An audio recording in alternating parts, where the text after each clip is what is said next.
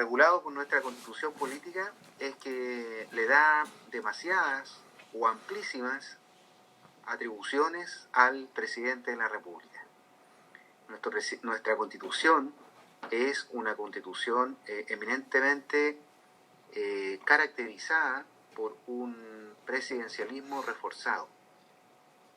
¿Eso qué significa? Que el presidente de la República, en comparación con otros poderes del Estado, tiene amplias atribuciones, que las vamos a ir viendo durante el desarrollo de estas clases. Pero estábamos viendo primero cómo se nombraba el presidente, cuáles eran los requisitos para su nombramiento.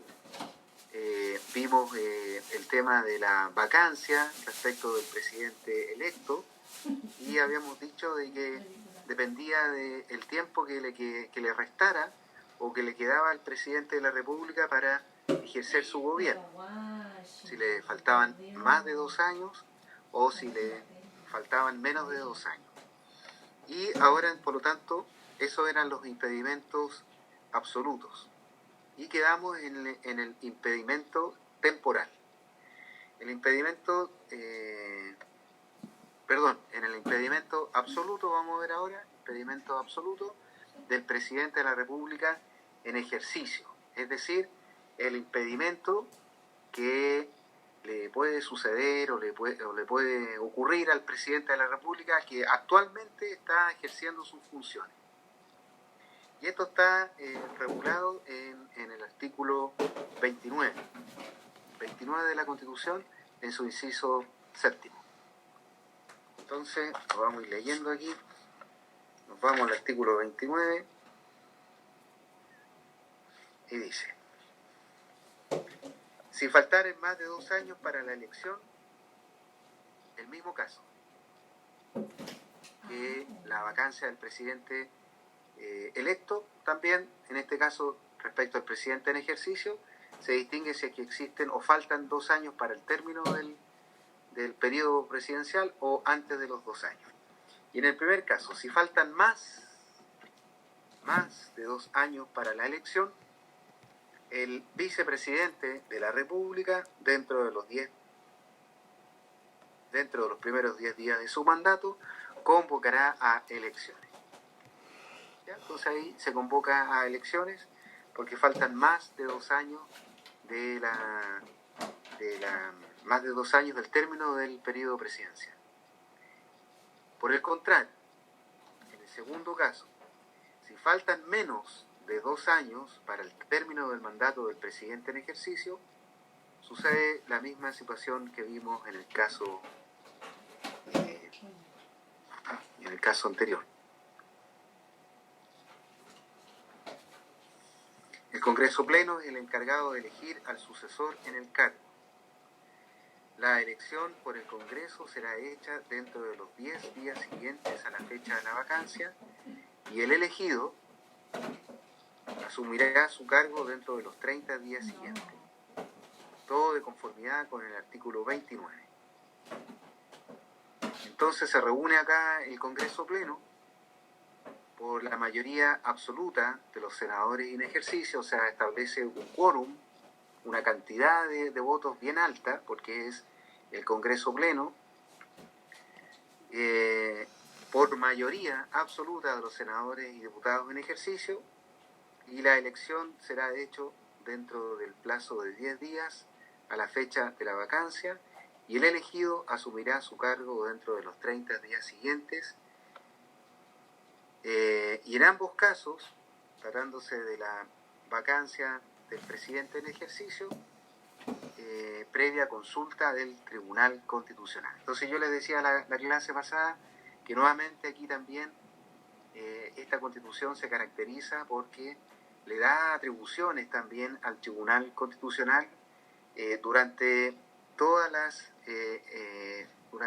etapas que vamos a ir nosotros viendo durante el desarrollo de nuestra Constitución, en que interviene también el Tribunal Constitucional en prácticamente una gran cantidad de materias. Por ejemplo, en esta, que es la elección del presidente producida la vacancia de manera permanente del presidente en ejercicio. Entonces se le consulta al Tribunal Constitucional y el Tribunal Constitucional también se reúne en pleno y da su aprobación respecto de la elección de este presidente por el Congreso Pleno. Vamos entonces a ver ahora, para avanzar con la materia, respecto del impedimento, en este caso, que es el impedimento temporal. No es el impedimento completamente del presidente, sino que, por ejemplo, le sucede alguna enfermedad o viaja al extranjero o hay alguna situación en que el presidente de la República se ausenta, ¿cierto? No puede cumplir con sus funciones por un breve tiempo. Y esto también está regulado en el artículo 29 y dice que si el impedimento es temporal, por ejemplo, una enfermedad, le da una hepatitis, ausencia del territorio, viaja al extranjero, en una gira, u otro grave motivo, el presidente de la República no pudiera ejercer su cargo, le subrogará. Entonces aquí está la palabra clave porque se establece un subrogante con el título de vicepresidente de la República, quien recaerá en el ministro titular a quien corresponda de acuerdo con el orden de precedencia legal. Entonces establece aquí un orden de precedencia en que quien asume como vicepresidente de la República es la precedencia de los ministros según su orden legal. Entonces ahí hay un orden establecido, que lo vamos a ver más adelante, pero que comienza primero con el ministro del Interior. Está el ministro del Interior, entonces por esa razón cuando el presidente va, no sé, pues en representación del país a Estados Unidos, se va a China, o va a Europa, a un congreso o alguna cumbre internacional, o eventualmente puede operarse o caer en algún impedimento grave, no de manera definitiva, entonces asume como por ley, asume como subrogante el vicepresidente de la República, que en este caso son todos los ministros, partiendo del ministro del Interior sucesivamente por las diferentes carteras. Ahora, si es que no hay un ministro y no existe, entonces la Constitución dice, a falta de todos ellos, asumirá y los subrogará sucesivamente el presidente del Senado, después viene el presidente de la Cámara de Diputados y por último el presidente de la Corte Suprema. Cosa que es muy rara porque hay bastantes ministros y casi siempre será el ministro del Interior. En este caso el Gonzalo Blumel, creo que se llama el jovencito de barba canosa. Antes era el Chadwick que lo echaron, pero antes de ahora se llama Blumel y él asume entonces con el cargo de vicepresidente de la República.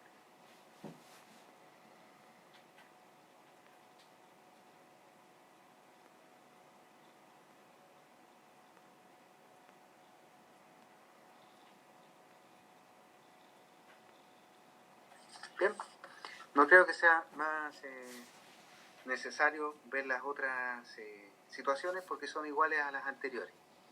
Acá lo importante es que el cargo de presidente de la República puede verse impedido de ejercer su cargo y ahí están los dos mecanismos establecidos en el artículo 29 para, dependiendo del plazo, ya sea para que sea subrogado generalmente por el ministro del Interior. Lo importante de esto son sus atribuciones, es decir, son sus facultades. Y las facultades están establecidas en el artículo 32 de nuestra querida y antigua, vilipendiada, criticada Constitución Política de la República, que se dice que es ilegítima en su nacimiento. ¿Y por qué se dice que es ilegítima en su nacimiento? Porque nació de un gobierno militar, nació entre cuatro paredes, nació con un plebiscito que carece de representación y garantías, y que por lo tanto es una creación de una comisión que se llama Artusac, liderada por el fundador del partido Unión Demócrata Independiente, el señor Jaime Guzmán, que lo mataron ahí en el año 90, creo, 89, 90 o 91, un comando del MIR, en la puerta de la Universidad Católica, porque él era profesor precisamente de Derecho Constitucional en la Universidad Católica. Era profesor de Derecho Constitucional Orgánico. Profesor de Derecho Constitucional. Profesor de Derecho Constitucional. Sí. Ya. Las atribuciones. Artículo 32. Dice: concurrir a la formación de la ley. 32 número 1, porque son varios numerales. Vamos a ver el primero. Dice: concurrir a la formación de las leyes. ¿Se dan cuenta que tiene altas atribuciones? Concurre a la formación de las leyes con arreglo a esta Constitución, sancionarlas y promulgarlas. Entonces, acá al tiro nosotros tenemos que tener presente de que el presidente de la República actúa como un colegislador, porque el presidente de la República, estando al mando del Poder Ejecutivo, él, a pesar de ser el jefe del Poder Ejecutivo, puede intervenir en las funciones del Poder Legislativo. Es decir, él va a concurrir, va a participar en el proceso legislativo que le corresponde al Poder Legislativo. Y ahí interviene sancionando y promulgando la ley, que lo vamos a ver más adelante de qué se trata cada uno de ellos. Y por lo tanto, como segunda atribución, dice, las vamos a ir leyendo primero. Dice: pedir, indicando los motivos, que se cite a una sesión a cualquiera de las ramas del Congreso Nacional. Entonces él puede también enviar un oficio, envía un mensaje al Congreso Nacional para solicitarle a cualquiera de las dos cámaras que se inicie una sesión para que se discuta una determinada materia de importancia. Número 3, dictar, este también es importante para que le pongan ahí un puntito, el número 3, dictar previa delegación de facultades del Congreso, decretos con fuerza de ley. Es decir, que el presidente de la República, con autorización, ¿cierto?, de nuestro Congreso Nacional, o mediante una delegación de facultades, mejor dicho, dice, mediante delegación de facultades, el presidente dicta decretos con fuerza de ley, los DFL. ¿Sobre qué? Sobre las materias que la Constitución señala.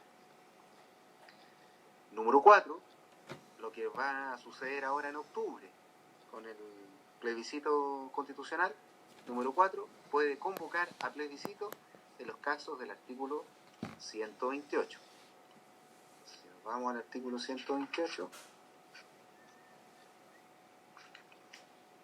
sobre reforma de la Constitución.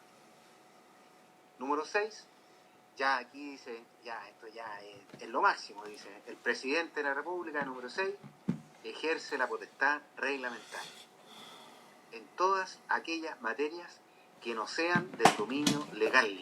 Chuta. Entonces aquí nuestro presidente de la República tiene una atribución exclusiva y especialísima. Y esa atribución exclusiva y especialísima consiste en que tiene un poder, tiene una potestad. Y esa potestad significa que él puede dictar normas de carácter general,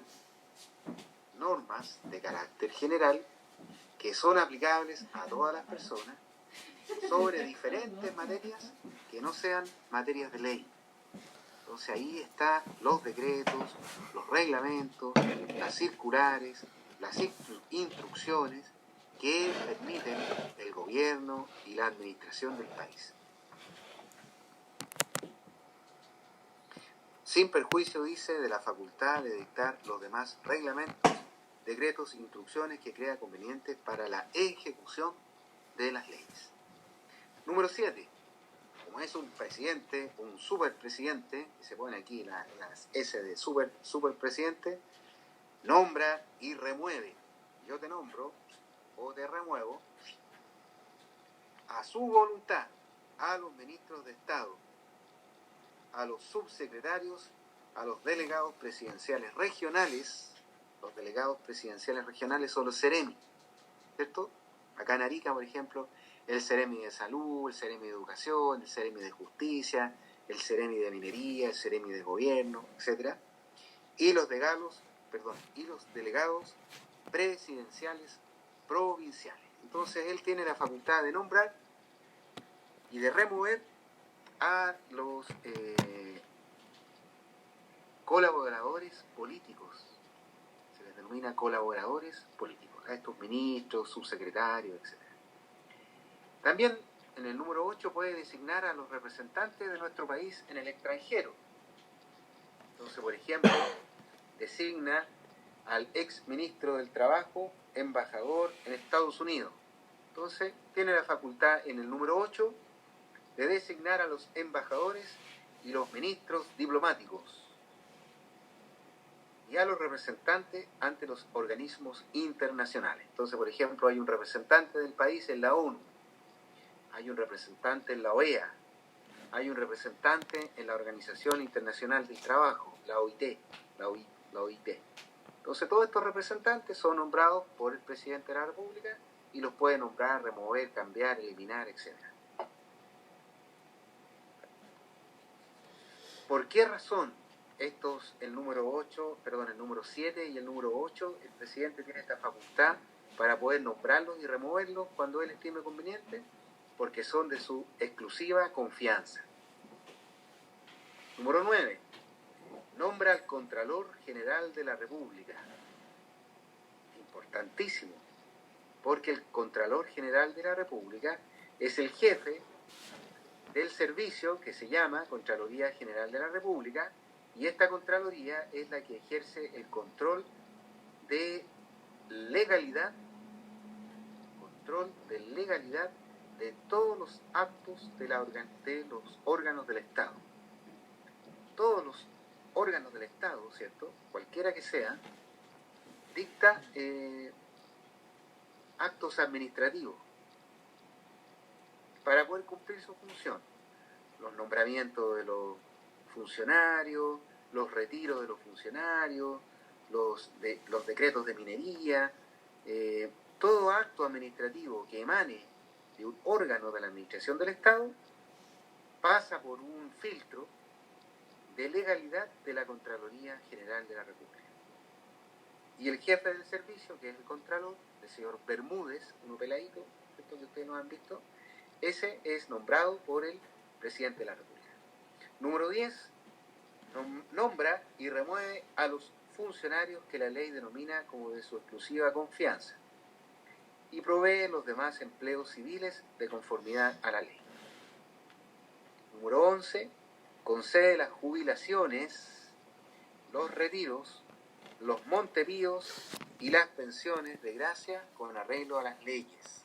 Entonces, las jubilaciones, las pensiones, los montepíos de los funcionarios públicos son decretados mediante un decreto del presidente de la República, como asimismo otorga todas las pensiones de gracia, por ejemplo, los bonos, COVID-19, el bono marzo y todas las pensiones a través de un decreto ministerial, a través de su ministro. Profesor, ¿Sí? entonces el presidente puede suspender o cambiar las jubilaciones de las Fuerzas Armadas. Las pensiones y jubilaciones de las Fuerzas Armadas están a través de un reglamento. Primero está la ley orgánica constitucional de las Fuerzas Armadas, después está el estatuto del personal y después están los reglamentos. Entonces el presidente de la República, para poder entregar, nombrar, fijar, ampliar o remover una pensión, requiere modificar primero que nada el reglamento. Es decir, el presidente otorga las pensiones y las jubilaciones de conformidad a la legislación de cada organismo público. Por ejemplo, de los servicios públicos del Estado o de las Fuerzas Armadas y de Orden y Seguridad. Pero podría hacerlo siempre y cuando se modifique el reglamento que regula el otorgamiento de una pensión de un determinado organismo público. Entonces la pregunta es sí, siempre y cuando se modifiquen las condiciones de ese reglamento. Gracias, profesor. ¿Quién nombra a los jueces? Por ejemplo, a Juan Eduardo Fuentes. decano de la Facultad de Derecho de la Universidad de la República, en su calidad de juez de familia, el presidente de la República, según el número 12 de nuestro artículo 32, nombra a los magistrados y a los fiscales judiciales de las Cortes de Apelaciones y a los jueces letrados. ¿Pero a quién escucha? Va a escuchar a proposición de la Corte Suprema y de las Cortes de Apelaciones de manera respectiva. ¿Ya? Entonces nombra a los magistrados y a los fiscales judiciales de las Cortes. También va a nombrar a los miembros de nuestro Tribunal Constitucional. Entonces ya tenemos dos grandes atribuciones. La primera, así como el dedito para arriba, la primera es nombrar al Contralor General de la República, ¿cierto? Les dije recién.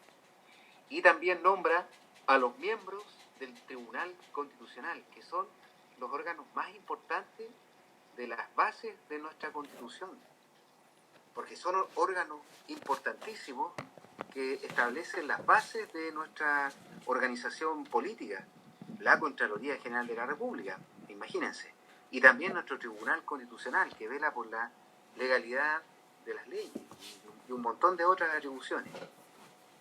Dice, nombra a los miembros del Tribunal Constitucional. Nombra también a los magistrados y a los fiscales de la Corte Suprema. Esos viejitos retrógrados que están ahí escuchando la Corte Suprema, que están ahí, que se hacen lo que nos escuchan, pero que tienen las cosas decididas de antes. Esos viejitos que están en la Corte Suprema ahí ya que se quedan dormidos siempre, los nombra el presidente de la República. Que deberían dar el paso a al nuevo profe. A gente más joven, ¿cierto? Sí, pues innovadora. No siempre. También nombra al fiscal nacional. ¿Cómo se llama el fiscal nacional ahora? Se llama... También es un señor de edad. Como que habla así como que tiene barba así blanca, ¿sí? Él trabajó mucho tiempo en la Corporación de Asistencia Judicial. Y antes era el Sabas Chaguán. Antes de él era el Sabas Chaguán. Bueno, el presidente de la República nombra al fiscal nacional. Bueno, cumpliendo otros requisitos, sí, pero al final, ¿quién nombra? ¿Quién le pone la firma? ¿Quién aprueba? ¿Quién aprobó al Sabas Chaguán? ¿Quién aprueba al señor Bermúdez en la Contraloría? El presidente de la República. Número 13. Vela por la conducta ministerial. Mire, imagínense, ¿qué tiene que ver el presidente de la República? En el número 13 dice, vela por la conducta ministerial de los jueces y demás empleados del Poder Judicial y requiere, con tal objeto, a la Corte Suprema para que, si procede, declare su mal comportamiento o al Ministerio Público para que reclame las medidas disciplinarias del tribunal competente para que, si hubiere mérito bastante, entable la correspondiente acusación. Pero profesor, ¿no se supone que él como ejecutivo no tiene que entrar a opinar sobre el otro poder del Estado? Exactamente, acá una de las características del Estado de Derecho, una de las tantas características del Estado de Derecho es la separación de poderes, en que cada poder del Estado actúa de manera independiente, con sus atribuciones, con sus competencias, con sus facultades correctivas, económicas, disciplinarias, y por lo tanto acá el presidente de la República, si bien es el jefe de gobierno, el que administra el país, el que ejerce la política, pero yo creo que es una excesiva atribución que lleva hasta inclusive velar por la conducta ministerial de los jueces, de los ministros y de los empleados del Poder Judicial. De hecho, también se demostró una vez cuando se bajaron los sueldos, ¿se acuerda? Los ministros hace poco, y querían hacer lo mismo con los ministros de las Cortes y le dijeron que no correspondía. Exactamente, el fundamento para rechazar esa petición, según los ministros de la Corte Suprema, era que se afectaba con la independencia del Poder Judicial. porque como el presidente estaba ya interviniendo en los sueldos de los ministros de la Corte, de los jueces en general, entonces decía que eso afectaba la correcta administración de justicia. O sea, ellos justificaban con esa razón, pero lo que no querían es que le bajaran el sueldo. Pero lo justificaron diciendo que eso afectaba con la independencia y con la correcta administración de justicia. Bien. Número 14. Dice, otorga los indultos particulares. Ustedes han escuchado ahora que con esta enfermedad del coronavirus, el presidente de la República ha otorgado indultos. Es decir, no es el perdonazo. No es que la persona salga de la cárcel para no seguir cumpliendo la pena, sino que la modalidad de cumplimiento de la pena es distinta. Entonces se han dejado personas en libertad, reos rematados. Los reos rematados son los reos que están cumpliendo la condena efectiva y deben seguir cumpliendo su condena, por ejemplo, en su hogar. Entonces, el número 14 dice, otorga indultos particulares en los casos y en las formas determinadas por la ley, porque hay una ley de indulto.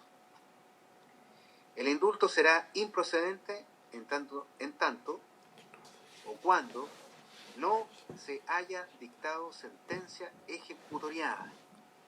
¿Qué es lo que es la sentencia ejecutoriada?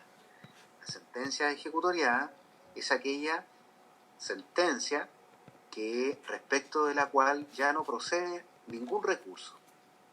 Es aquella sentencia que está firme. Y por lo tanto se agotaron todas las instancias para poder reclamar solicitando alguna modificación de la sentencia. Entonces la sentencia ejecutoriada es la sentencia que debe necesariamente cumplirse. Por ejemplo, Profesor, disculpe, ¿y qué pasa, por ejemplo, en el caso del principio del indubio pro reo? Que saliera una ley que beneficiara a ese reo cuya sentencia ya está ejecutoriada y no tiene recurso. Perfecto. Sí, lo que sucede es que en materia penal existe ese principio pro reo. Significa que la ley en materia penal solamente dispone hacia lo futuro, hacia el día de mañana. Sin embargo, la ley en materia penal puede ser retroactiva, es decir, puede aplicarse a casos anteriores, a casos que ya están juzgados, que ya están firmes, siempre y cuando esta sentencia o esta ley penal favorezca al reo. Me explico. Una persona fue condenada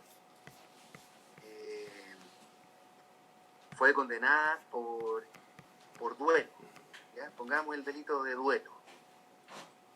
Fue condenada a 5 años, a una sentencia que ya está firme y que la persona está cumpliendo la condena de 5 años. Y durante el cumplimiento de la condena se dicta una ley que señala que el duelo ya no es delito.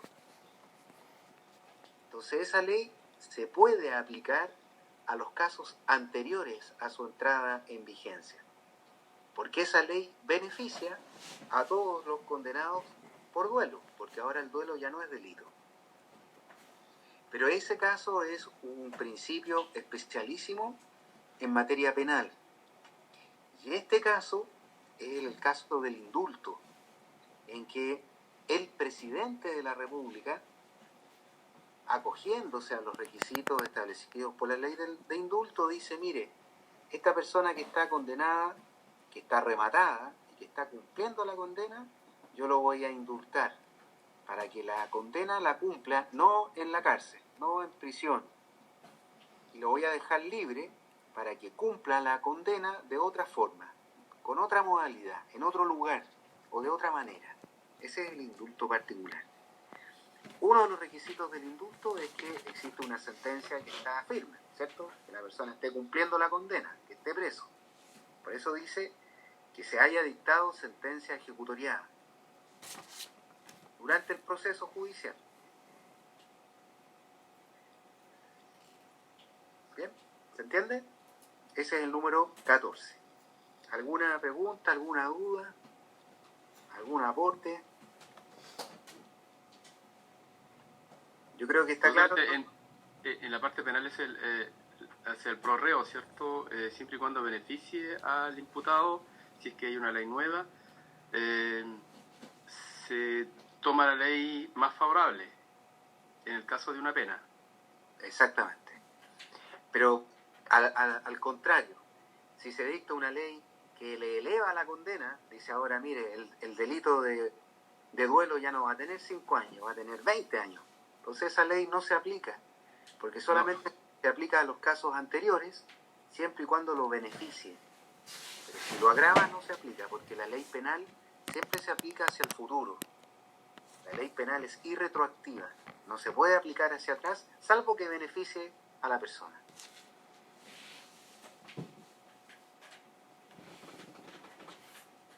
Bien, sigamos.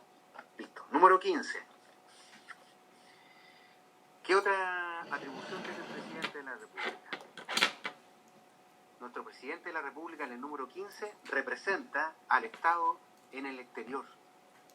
Es nuestro representante. Va a Estados Unidos, va a la ONU y habla ahí, se sienta en el escritorio de Barack Obama y se cree el presidente de Estados Unidos, ¿cierto? Va a las convenciones internacionales, firma los pactos de no sé qué cosa, que hablaba, por ejemplo, su compañero en la clase pasada, ¿cómo se llama él? Que hablaba del pacto internacional de derechos humanos y que la cosa, la cacha, Don Yerko. Él mismo. Entonces, el presidente de la República, en el número 15, dice, conduce todas las relaciones políticas con las potencias extranjeras y los organismos internacionales. Entonces él conduce la política. Por ejemplo, con el caso de Bolivia, que el Evo Morales fue a la Corte Internacional de Justicia, allá en La Haya, y nos hizo una demanda porque él interpretaba el Tratado Internacional de que nosotros podíamos tener acceso que ellos podían tener acceso al mar. Entonces, ¿quién dirigió esa política internacional para defender a Chile de la demanda en contra de Bolivia? El presidente de la República. Y él puso ahí a un ministro de Relaciones Exteriores, él contrató a un staff de abogados internacionales, entonces él llevaba la batuta y la bandera con respecto a esa situación con Bolivia. Por eso dice, conduce las relaciones internacionales con otras potencias y lleva a cabo todas las negociaciones. Concluye, firma, ratifica los tratados internacionales que estimen convenientes para el país. Entonces, ¿quién firma los tratados? El presidente de la República. Los que deberán... Profesor, una consulta con respecto a los tratados internacionales. ¿Eso el presidente lo hace en su calidad de jefe de Estado o de jefe de gobierno? En su calidad de jefe de Estado. Porque el gobierno significa la facultad de administración. En cambio, en el jefe de Estado ejerce la política, que es la política de representación internacional. Hay dos funciones que tiene el presidente de la República. Las funciones de la función política, que es la función de representación, de ejercer el poder, y otro es la función de gobierno, que es la función de administrar, de representar al gobierno dentro de las funciones con los diferentes órganos públicos. Lo hace en su calidad de jefe de Estado, en representación del país. Por esa razón, el presidente en esa calidad, dice acá en la Constitución, firma y ratifica los tratados que estime conveniente para los intereses del país, los que deberán ser sometidos a la aprobación del Congreso Nacional conforme al artículo 54. Es decir, que los tratados internacionales que firma el presidente de la República, para que un tratado internacional tenga validez y efectos en Chile, en el país, deben ser sometidos a un trámite. Yo les explicaba hace 2 o 3 clases atrás. Y ese trámite se realiza en el Congreso Nacional. Entonces el presidente firma un tratado internacional, pero ese tratado internacional, para que tenga fuerza, para que sea válido, vigente y obligatorio en Chile, debe someterse a un trámite que se llama la ratificación. Y la ratificación consiste en que el tratado internacional como texto ingresa al Congreso Nacional y se estudia ahí. Pasa todos los trámites legislativos y el presidente lo promulga, es decir, fija su texto, le da certeza al tratado internacional y se publica en el diario oficial. Y desde su publicación en el diario oficial, el tratado es válido, vigente y obligatorio y forma parte, como las demás normas internas dentro del país, para su aplicación. Por ejemplo, tratados internacionales de derechos humanos, tratados internacionales referidos al comercio, tratados internacionales contra la tortura, ¿cierto? Los tratos crueles, inhumanos, tratados internacionales referidos a la legislación laboral, tratados internacionales que persigan delitos de genocidio, la trata de personas, la trata de blancas, la prostitución, la esclavitud, etc. ¿Y el Congreso se puede oponer a un tratado internacional? ¿O es un mero trámite? No, es un trámite que está establecido en el artículo 54. Y en ese trámite, el Congreso Nacional dice, artículo 54, número 1, puede rechazarlo porque puede ser contrario a los principios, puede ser contrario a los derechos esenciales de la naturaleza humana que están garantizados por la Constitución política. Entonces dice, son atribuciones del Congreso, artículo 54, número 1, aprobar o desechar. Entonces, el Congreso Nacional puede aprobar completamente un tratado o puede aprobarlo en parte y puede rechazar los tratados internacionales que le presenta el presidente de la República antes de su ratificación. O sea, antes de que el tratado sea definitivamente incorporado como ley obligatoria de la República. Dice, la aprobación de un tratado requerirá en cada Cámara de un determinado quórum, de conformidad con el artículo 66, y se someterá en lo pertinente a los mismos trámites de la ley. Más adelante, ojalá que alcancemos a verlo, si no nos pilla el tiempo, dentro de los trámites legislativos que se realizan en el Congreso Nacional, el más importante es el trámite de formación de una ley, que tiene varios pasos. Son varios pasos bien difíciles, porque tiene muchas aristas el trámite legislativo. A grandes rasgos, yo le he dicho que el trámite legislativo tiene 3 grandes etapas. La iniciación, que es la presentación del proyecto de ley, o la presentación en este caso del tratado. Segunda etapa grande es la discusión, ahí se discute la ley o el tratado, dependiendo de cuál de los dos sea, y después viene su aprobación o denegación, después viene la promulgación del presidente y después viene la publicación. Se lo voy a repetir. Hay 3 grandes etapas dentro del proceso de formación de la ley o proceso legislativo.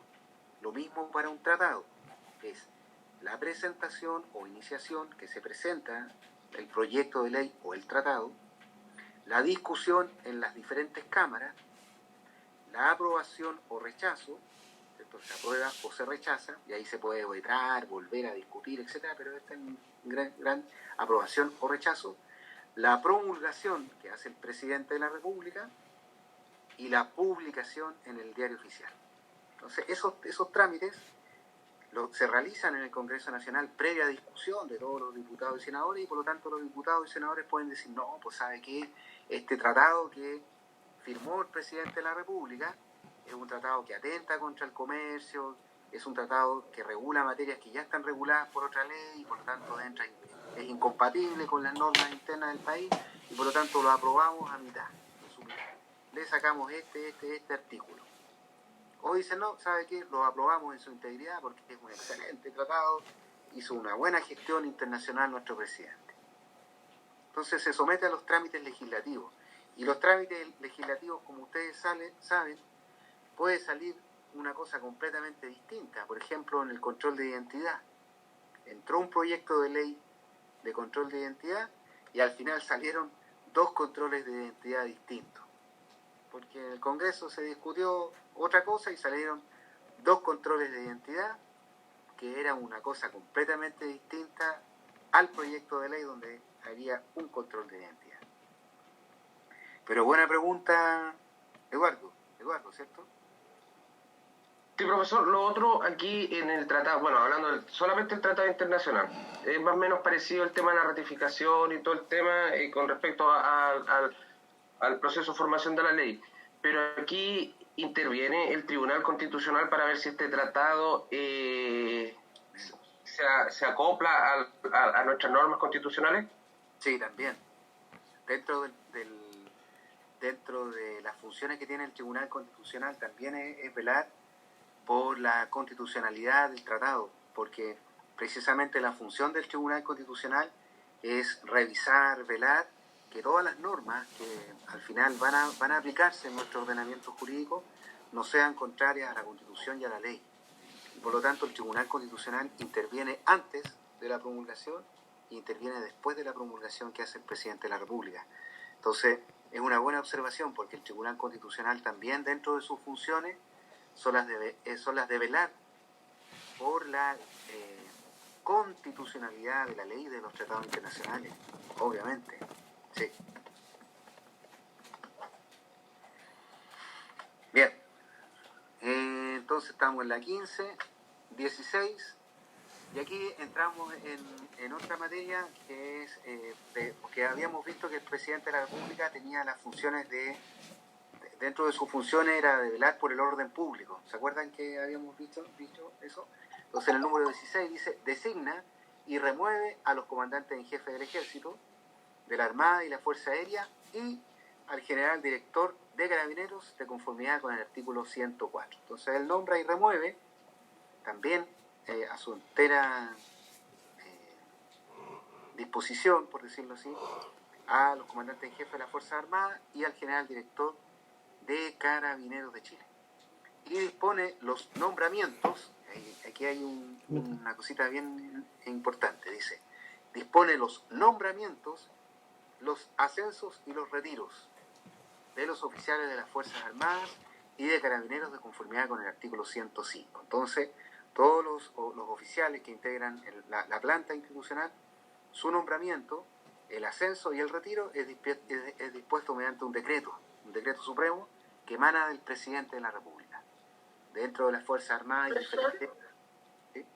Ahí no sale Fuerzas Armadas y de Orden, eso significa que y la PBI no la veo ahí. Fuerzas de orden. Dice comandante en jefe del Ejército, la Armada, Fuerza Aérea y al general director de Carabineros de conformidad con el artículo 104. Dice y no hay nada más. Si uno menciona al director general de la Policía de Investigaciones, por ejemplo. No lo menciona. Lo que pasa, profesor, que la designación del director general de la Policía de Investigaciones está consignada en la ley orgánica de la Policía de Investigaciones, la ley 2460. Y en un principio se señalaba de que era un hombre de confianza del presidente de la República, y desde hace ya al menos 4 administraciones de que se viene dando la lógica de que es un funcionario de carrera. Y que lo propone el director saliente al presidente de la República. Propone una terna o una quina y de ahí sale. ¿Y esa terna y esa quina la nombra quién? ¿Quién decide? La propone el director general que va a salir de su periodo. Es decir, que el director que sale propone esos 3 nombres, pero ¿quién elige de esos 3? El presidente de la República. El presidente de la República, de conformidad con la ley. Exactamente lo mismo con el general director de Carabineros, porque se propone una quina, pero en definitiva el que corta el queque es el presidente. Claro, pero según la lectura que está ahí no aparece, por lo tanto podría o no podría ser. Debería estar regulada en la ley orgánica. en la ley orgánica de la Policía de Investigaciones, ahí seguramente está lo que dice Heriberto, que él se forma esa terna y esa terna es designada por el presidente de la República.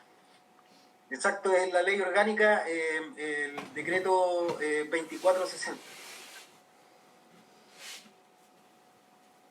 Bien. Número 17 dice: dispone de las fuerzas de aire, mar y tierra, organizándolas y distribuyéndolas de acuerdo a las necesidades de la seguridad nacional. ¿Ya? Entonces él puede disponer a través del Ministerio de Defensa, que es el Ministro de Defensa, la disposición de las Fuerzas Armadas. Número 19, declara la guerra previa autorización por ley, debiendo dejar constancia de haber oído al Consejo de Seguridad Nacional. El Consejo de Seguridad Nacional también es un organismo que está tratado en la Constitución Política y tiene atribuciones de asesorar al presidente de la República en materia de seguridad exterior del Estado. Y número 20, que se refiere a materias ya económicas. Dice: cuida de la recaudación de las rentas públicas y decreta su inversión con arreglo a la ley. Entonces, ahí vimos las 20 atribuciones que tiene el presidente de la República establecidas en el artículo 32. Por lo tanto, se pueden ahora, una vez que las leímos, se pueden organizar por materia. Bueno, el manual que está aquí las organiza por materia y las primeras facultades que las podemos agrupar o las podemos clasificar en una determinada materia son las facultades, por lo tanto, administrativas. Dentro de las facultades que tiene el presidente de la República están las facultades de administrar. Esto significa que son las facultades de poder llevar adelante el Estado, de organizarlo, de darle su funcionamiento, de disponer, ¿cierto?, de la administración de los fondos públicos. Y por lo tanto, en estas facultades de administración se establecen aquellas facultades para la correcta administración del Estado, para el correcto funcionamiento de los diferentes órganos del Estado. Y así está, por ejemplo, el artículo 32, número 10. Es la primera facultad, por lo tanto, se colocan ahí facultad administrativa, artículo 32, número 10, que es la de nombrar y remover a los funcionarios que la ley denomina de su exclusiva confianza y promueve los demás empleos civiles. En estos funcionarios de su exclusiva confianza se incluyen todos aquellos en que el presidente de la República mantiene una determinada calidad. Es decir, acá los funcionarios van a ser nombrados y removidos a voluntad por el presidente de la República, sin necesidad de un concurso, sin la existencia de un sumario administrativo y de cualquier otro requisito establecido por la ley. Porque el único requisito para que el presidente, dentro de su facultad administrativa, pueda nombrar y remover a estos funcionarios de su exclusiva confianza es que mantengan precisamente la confianza que el presidente de la República entrega en estos funcionarios.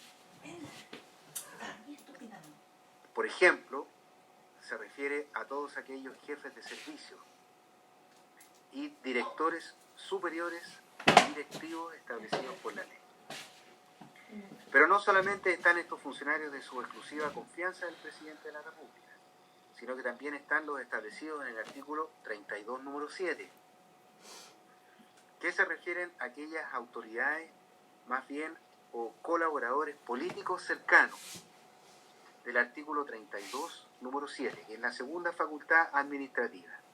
Y aquí son las facultades de nombrar y remover, también a su exclusiva voluntad, a los ministros de Estado, a los subsecretarios, a los intendentes y a los gobernadores. Estos ministros, intendentes, gobernadores subsecretarios son aquellos colaboradores directos del presidente de la República, son aquellos colaboradores inmediatos del presidente de la República en el gobierno y en la administración del Estado.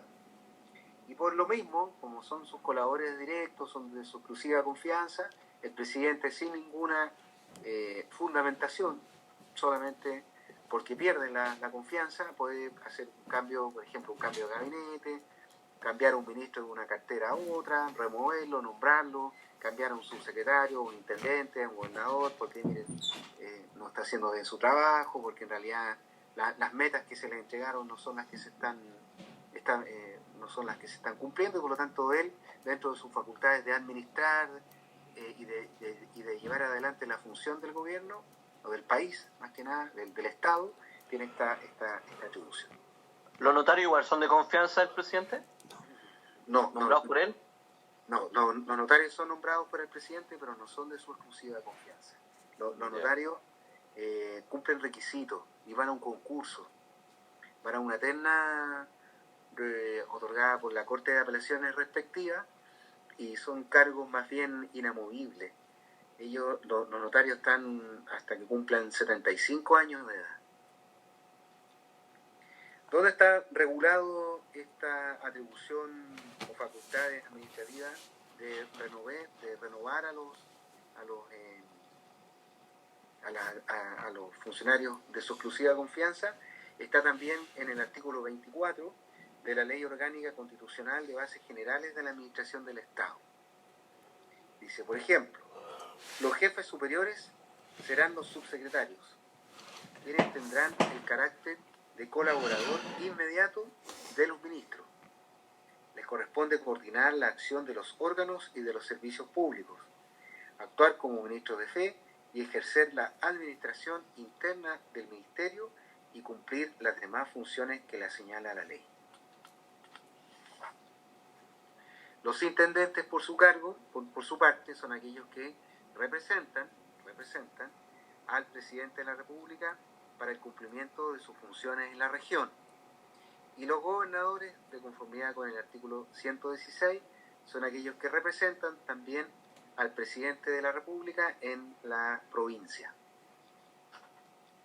Y los subsecretarios, los seremi, por ejemplo, son aquellos que colaboradores directos del ministro o del ministerio para el cumplimiento también de las funciones establecidas en este artículo 32, número 7. También como tercera facultad administrativa está o se consagra el nombramiento del Contralor General de la República.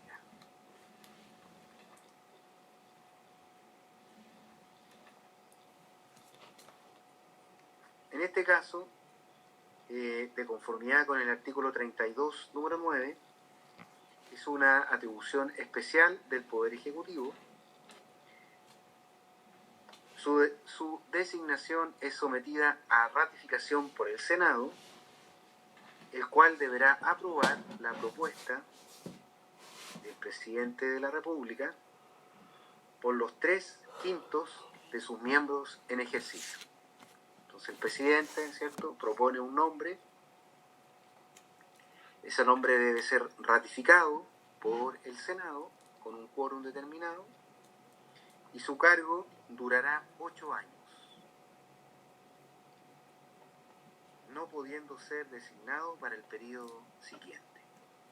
La Contraloría General de la República también es un órgano que está regulado también en nuestra Constitución política, y también deberíamos nosotros poder estudiarla dentro de este semestre, de ahora, de este primer año. Está regulada en el artículo 98, en el capítulo 10 de la Constitución política. También, si alcanzamos, lo podemos estudiar. Como segundo gran grupo de las atribuciones del presidente de la República son las llamadas normativas. ¿Qué significa estas atribuciones normativas? Son las atribuciones en que el presidente de la República puede actuar como un colegislador. Es decir, que el presidente de la República puede dictar normas de carácter general, obligatorio, coercitivas, heterónomas, de conformidad con las atribuciones que la Constitución Política le establece. Ya sea, al tiro las voy a explicar, ya sea provenientes, parece que voy muy rápido. ¿Voy muy rápido? Sí, un poquito. Ya. Sí, voy muy rápido. Dentro de la segunda grupo, ¿cierto?, de atribuciones que tiene el Peñi, el presidente de la República, son las atribuciones normativas. Y las atribuciones normativas, como su nombre lo dice, son aquellas facultades o atribuciones que tiene el presidente de la República para poder actuar como un colegislador. Eso significa que actúa a la par del Congreso Nacional, con la facultad o con la atribución para poder dictar normas. Estas normas también van a ser de carácter general, obligatorias y coercitivas, ya sea mediante una delegación que le hace el Congreso Nacional, porque le delega la facultad para dictar estas normas, o ya sean de su facultad propia, que se llama la potestad reglamentaria. Vamos a ver la primera potestad normativa o atribución normativa en este segundo gran grupo, que se denomina la potestad reglamentaria. La potestad reglamentaria está tratada o está regulada en el artículo 32, número 6. Y dice lo siguiente: son atribuciones especiales del presidente de la República, 32, número 6, ejercer la potestad reglamentaria en todas aquellas materias que no sean del dominio legal, o sea, que no sean materias propias de ley, sino que son materias que están fuera de la ley, porque las materias propias de la ley están en el artículo 60 y son atribuciones propias del Congreso Nacional. Entonces el presidente de la República puede dictar normas que no sean materias de ley, como asimismo la facultad de dictar los demás reglamentos, decretos e instrucciones que crea convenientes para la ejecución de las leyes.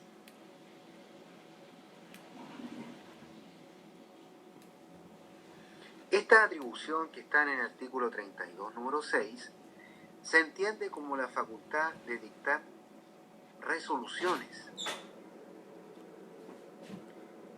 Por ejemplo, los reglamentos, los decretos y las instrucciones, que crea conveniente, que crea necesaria para la ejecución o la correcta ejecución o complementación de las leyes. Para esta atribución se entiende que es una facultad del órgano ejecutivo para dictar normas de inferior rango que una ley. O sea, son normas que están en una categoría inferior a la ley, porque no regulan materias de ley. La relación entre el dominio de la ley y la potestad reglamentaria se llama dominio máximo legal, porque el presidente tiene amplia libertad para dictar decretos, salvo en materias de ley, porque no puede dictar materias de ley porque no tiene esa facultad, esa atribución.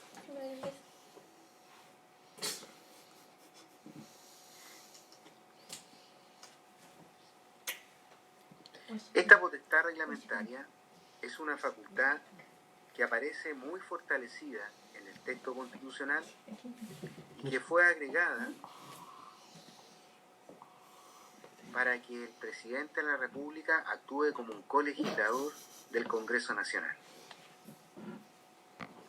Hay dos tipos de potestad reglamentaria: la potestad reglamentaria autónoma y la potestad reglamentaria de ejecución. La potestad reglamentaria autónoma, como su nombre lo dice, es la facultad que tiene el presidente de la República para dictar normas de carácter general sobre materias que no sean del dominio legal. Es la facultad para dictar normas que tiene el presidente de la República sobre materias que no sean del dominio de la ley. Y la potestad reglamentaria de ejecución es aquella facultad que tiene el presidente de la República para dictar normas para la correcta ejecución y aplicación de las leyes. Por ejemplo, se dicta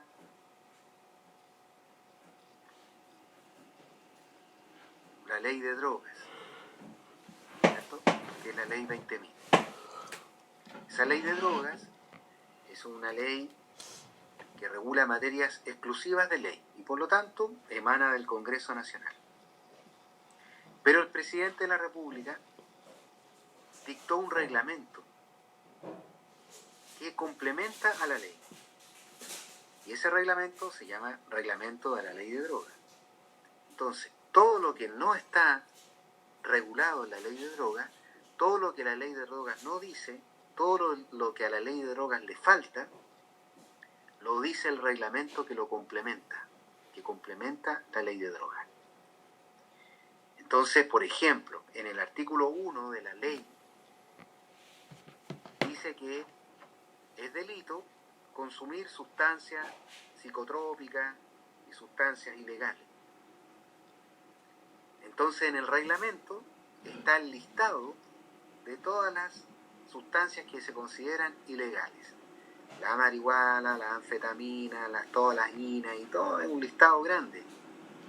Entonces hay materias que son propias de ley, que se dictan mediante una ley por el Congreso Nacional, y hay otras materias que son de atribución exclusiva del presidente de la República, que no son materias de ley, pero que sí sirven para complementar y para la correcta ejecución y aplicación de una ley. Y también son normas que dicta el presidente de carácter general, obligatoria y coercitiva. ¿Se entendió? ¿Es muy difícil? ¿Se entiende? Sí, es como lo que le faltó lo anexa a él o agrega cosas que a él no le parece a veces. El detalle. Perfecto, exactamente. Profesor, supone que ese reglamento es el que usan las farmacias, porque he visto hartos remedios ahora con la estrellita, psicotrópico, controlado por investigaciones. Perfecto. Hay un montón de reglamentos. Todo reglamento complementa una ley. Lo que se olvidó el Congreso, o lo que permite el cumplimiento de la ley, lo dice el reglamento. Entonces, el presidente dicta un reglamento para complementar y para que se ejecute la correcta aplicación de esa ley, porque la ley es lo general, es lo macro. En la ley se establecen los principios, las cosas medias etéreas, pero el reglamento va ya al detalle. Cómo se hace el procedimiento, cuál es la multa, cuál es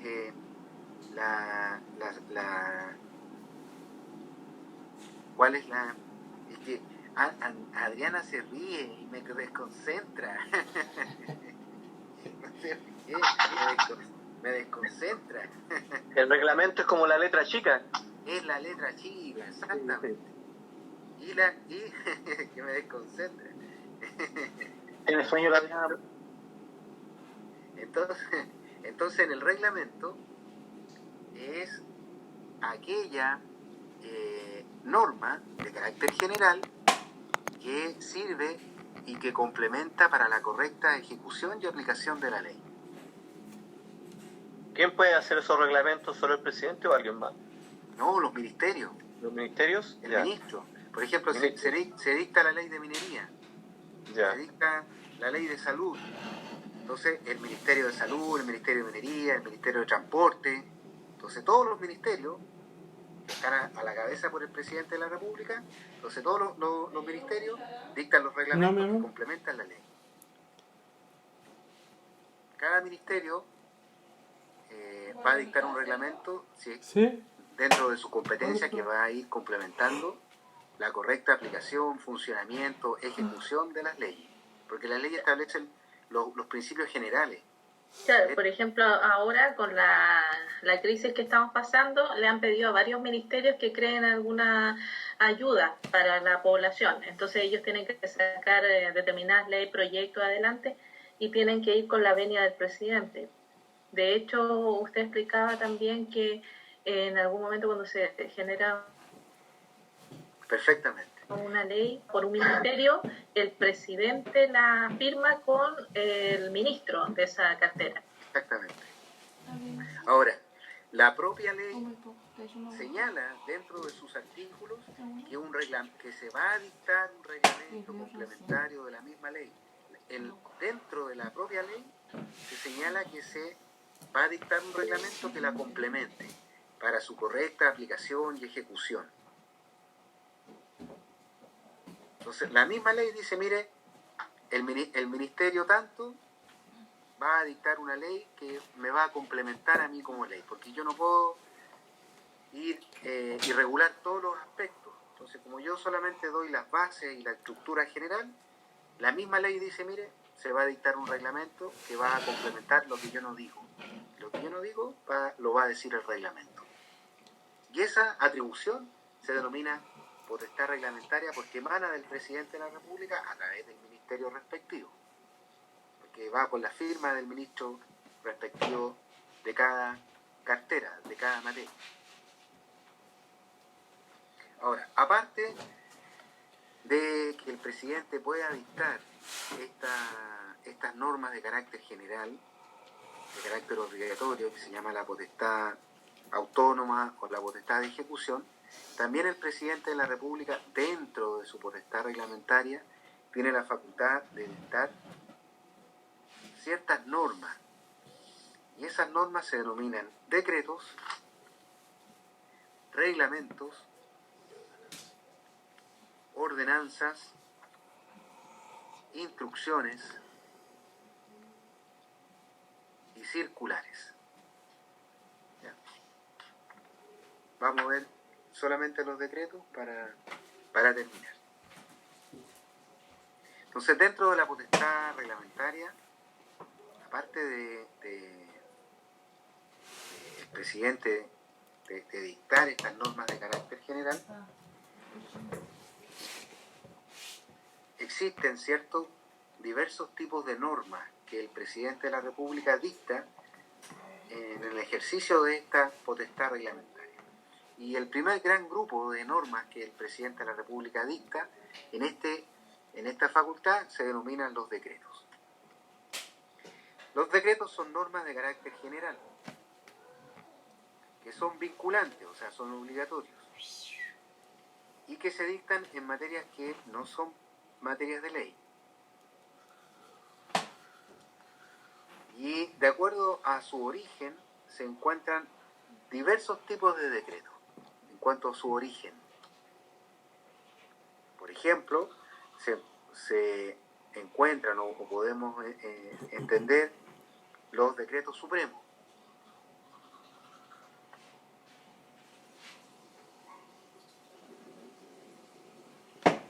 Que son aquellos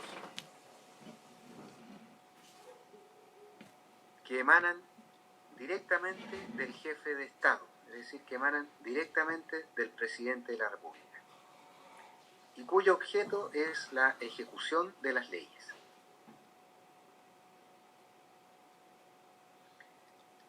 En cambio, existen otros decretos que no se denominan decretos supremos porque emanan de otras autoridades del Poder Ejecutivo y que se denominan simples decretos. Entonces, esta potestad reglamentaria no solamente hay que entenderla como una potestad reglamentaria que emana del presidente de la República, sino que es una potestad reglamentaria que también emana de todos los demás autoridades que dependen del presidente de la República. Todas las demás autoridades que dependen y que conforman este poder ejecutivo pueden dictar y tienen esta atribución que se denomina potestad reglamentaria. Si estas normas emanan del presidente de la República, se llaman decretos supremos, porque él las firma. Las demás normas generales y vinculantes que emanan de otras autoridades del Poder Ejecutivo, por ejemplo, un ministro, un jefe de servicio, una resolución de la policía, de otro órgano del Poder Ejecutivo, se llaman simples decretos. Profesor, ¿quién revisa todo eso? ¿Igual el Tribunal Constitucional o otro? Está la Contraloría General de la República. La Contraloría General de la República vela por la legalidad y la constitucionalidad de los órganos y de los actos de la administración del Estado. Entonces la Contraloría, no el Tribunal Constitucional. La Contraloría General de la República. Porque hay decretos, hay resoluciones que necesariamente van a la toma de razón. Y esa toma de razón es el acto en virtud del cual la Contraloría General de la República vela por la legalidad y la constitucionalidad de todos los actos que emanan de la administración del Estado. Todos los actos que emanan del Poder Ejecutivo, empezando por el presidente y todos los demás servicios que están bajo el presidente, van al control de legalidad de la Contraloría General de la República. Entonces, ¿cuál es el filtro? ¿Cuál es el órgano que ejerce esa legalidad? La Contraloría. ¿Se entiende? Es súper fácil, no es complicado. ¿Se comprende? Sí. Lo que pasa es que quería hacer esa división de que si es un tema de ley, es el Tribunal Constitucional la entidad revisora, y como los decretos, los reglamentos no versan sobre materias de ley, ahí estaría la Contraloría. Exactamente,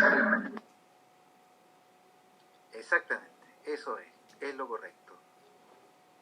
Porque acá estamos en presencia de las facultades que emanan de un poder del Estado, que es el Poder Ejecutivo. Y el Poder Ejecutivo tiene la facultad de administrar y gobernar al país. ¿Y cómo lo administra? A través de la potestad reglamentaria. Porque para poder gobernarnos, para poder administrar el país, el presidente de la República y todos los órganos que dependen de él, los ministerios, los subsecretarías, los servicios públicos, el registro civil, la tesorería, el Ministerio de Energía, las Fuerzas Armadas, deben dictar resoluciones, dictan decretos, resoluciones de nombramientos, retiros, etc. Y esas resoluciones, esos decretos, reglamentos, ordenanzas, instrucciones, circulares, en su conjunto emanan de la potestad reglamentaria, que si emana directamente del presidente se llaman decretos supremos, y si emanan de otros funcionarios del Estado se llaman simples decretos.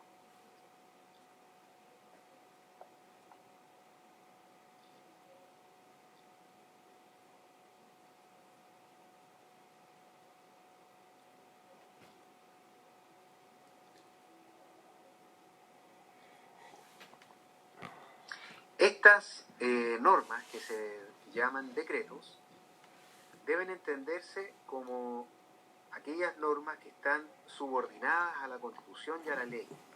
No pueden ser ilegales o inconstitucionales o ir en contra de los derechos fundamentales que emanan de la naturaleza humana. En cuanto a su contenido, pueden presentar diferentes formas. Pueden denominarse decretos reglamentarios, decretos de urgencia y decretos de insistencia. ¿Ya? Pero en general... ¿Nos puede detallar de nuevo, profe, cómo eran? Decretos reglamentarios, es que hay muchas categorías de decretos, hay muchos, pero el primero son normas,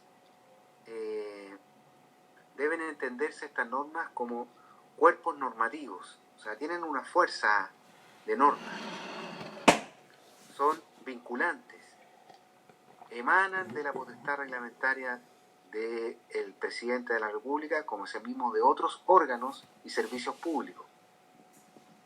Deben estar siempre supeditados, o sea, bajo, así como mirando para arriba, bajo la Constitución y la ley. No pueden ser ilegales o inconstitucionales. Por ejemplo, no pueden vulnerar derechos fundamentales que emanan de la naturaleza humana. No pueden ir en contra de la Constitución. Esos serían ilegales y la Contraloría le restaría validez. Y pueden clasificarse en decretos reglamentarios, decretos de urgencia o decretos de insistencia. Pero ahí hay varias categorías. Pero lo principal es que la primera gran categoría de normas que emanan de la potestad reglamentaria es la denominada decreto. Bien, ahí vamos a quedar. Vamos a seguir el lunes con... aquí vamos a quedar con la materia. Ya se está riendo.